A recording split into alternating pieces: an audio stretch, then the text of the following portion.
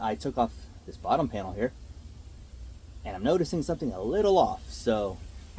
All right, guys, we got ourselves a no cooling call. Let's go get it.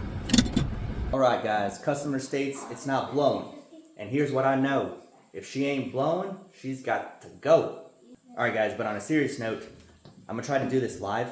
Not like live, but just right here, present time, and try to solve why it's not working.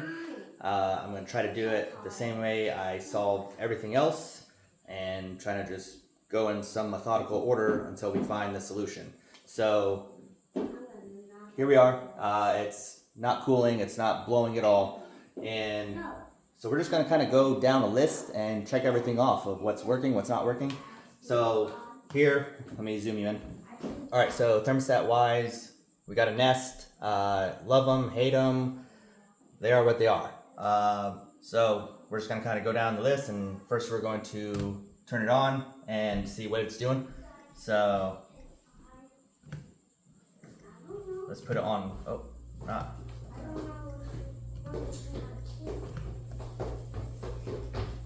All right, so now it's calling for it to cool. And so I hear it. I hear something outside, so we're gonna go outside and see what's going on. All right, so let's go outside. Let's go see what the outdoors unit, the inside, it's not blowing at all from the vents. So let's go see what's happening outside. All right, so here's what we got. It's a package unit. Let's go see what it's doing.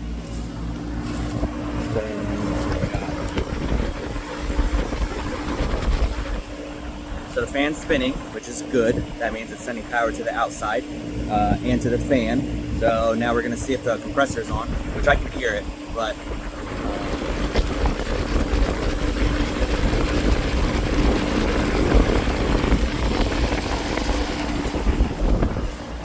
maybe you guys couldn't see in there, but the copper line is actually sweating already.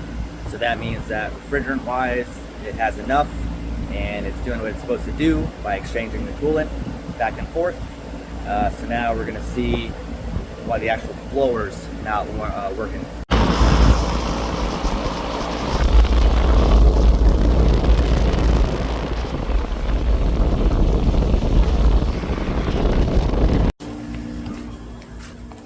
All right, so actually what I'm noticing is the actual line set is freezing, which isn't good.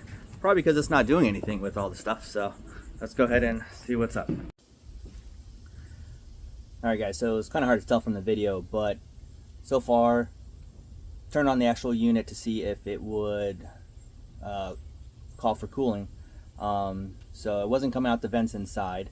So it's a package unit, so everything is here, the blower, the condenser fan, evaporator, everything. So on this package unit, I came outside and the condenser fan is working, it's spinning. I can hear the compressor on as well, and I can see sweating on the line set, which means that refrigerant wise it's all good. The actual line set, high side, maybe low side, I don't know which one, but it was freezing up because it wasn't able to do anything with the coolant at all. So right now I'm going to go ahead, take apart the panel here, get inside and see what it looks like in there to see if we can see why the blower is not coming on.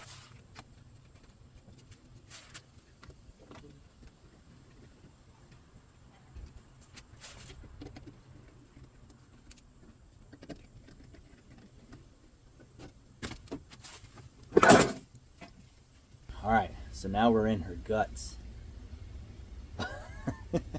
It seems to run on some form of electricity.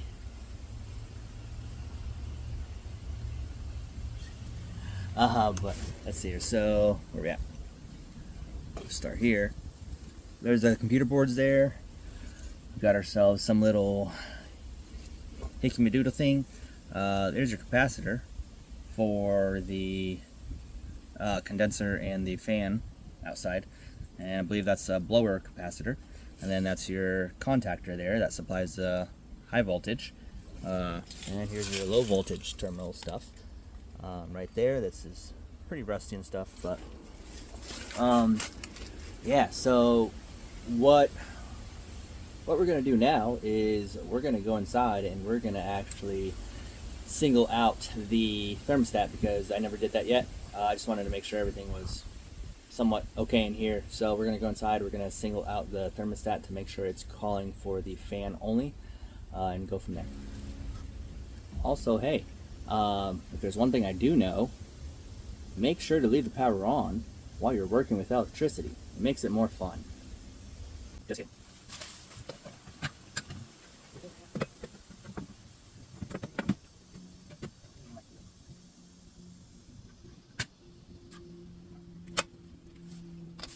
All right, so we're actually going to turn this, the thermostat to fan only to see if that works and does anything outside.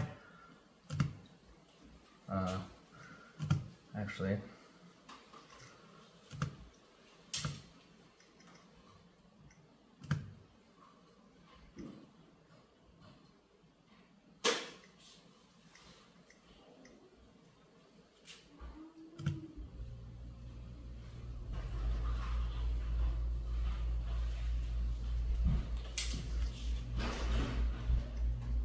all right, so the Nest didn't want to go on fan only, so we're going to see if we can bypass it. Okay, so, see here, that's the power right there. Power, that's kind of like a neutral, a common. I have no clue what most of this does, but green's the fan. So green's the fan, R's power to whatever. And then Y is usually the cooling, and then heating, I think is either O or W, one of those two. Anyways, we have to jump from R to green to bypass the thermostat, so let's do that. Got a little jumper here. We're just gonna connect the R and the green for the fan and see what happens.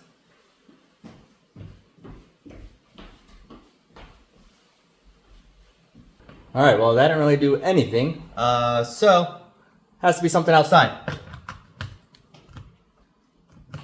Let's go. All right, so went inside, isolated the thermostat out. So, and I just jumped power to the fan to see if we can just turn on the fan only. That didn't work, nothing happened at all. So, has to be something going on here. And as you see, I was about to test the blower capacitor, but I took off this bottom panel here, and I'm noticing something a little off. So, look.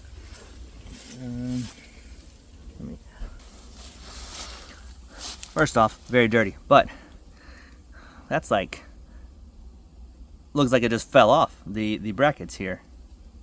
Like it's just chilling at an angle, and so I'm sure that pulled on something, and maybe the capacitor there, maybe it pulled on that or something to where it's shorting out, and not letting it turn on. So I'm gonna see with the power off if I can go ahead and re-get that on there or something. All right, so I'm gonna see if I can take off the brackets and see if I can reposition the actual motor. Yeah.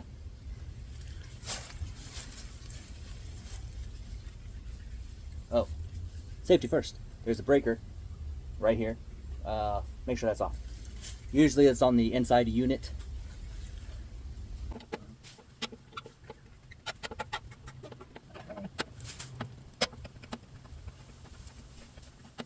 What are you doing?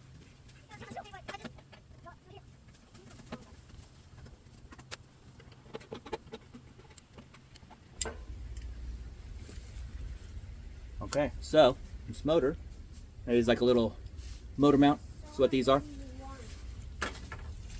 They're cool. Nothing's holding right now.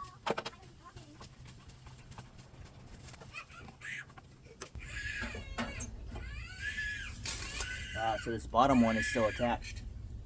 That's my kid screaming. Also, something to note: the motor itself is hot, which means that it was trying to work when trying to diagnose what it is. If the motor is hot, that means it was trying. So that's, and if it's not spinning and it's getting hot, not a good sign, and that's probably a problem. So I'm gonna take this thing out. Yeah, It's a General Electric. I'm going to try to just read the nameplate on it and order a new one and replace it. All right, so I'm realizing that the motor mounts, they actually just broke off. Just sheared off there, which connects to the motor itself, and then that is then screwed onto the housing.